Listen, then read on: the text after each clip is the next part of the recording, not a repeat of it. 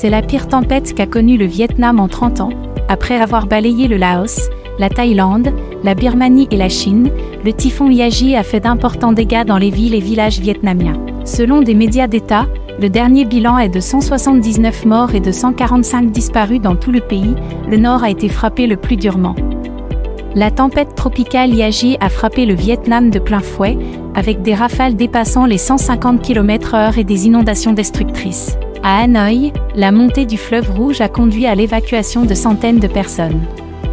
Il est à son plus haut niveau depuis 2004, a constaté Mevan Kiem, le directeur du Centre national de prévision météorologique. Les habitants se déplacent avec de l'eau jusqu'à la poitrine ou bricolent des embarcations de fortune, sauvant les quelques biens qui leur restent.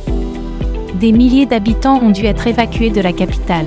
Dans la province montagneuse de Lao Cai, un affaissement de terrain a emporté tout le village de Lan Nu, faisant au moins 30 morts et 65 disparus, selon des médias d'État vietnamiens. Ces derniers ont diffusé des images impressionnantes de la coulée de boue, montrant aussi les villageois en train de s'occuper de leurs morts, certains enveloppés de tissus, d'autres couchés dans des cercueils de fortune, tandis que la police continuait à rechercher des victimes dans la boue.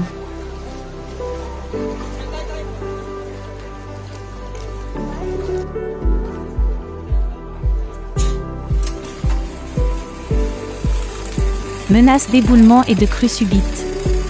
Même si l'eau a commencé de reculer dans certaines régions, 16 provinces et villes restent encore sous la menace d'éboulement de terre et de crues subites. Dans le nord du pays, de nombreuses usines et parcs industriels qui exportent leurs produits dans le monde entier sont inondés, faisant craindre une rupture des chaînes d'approvisionnement.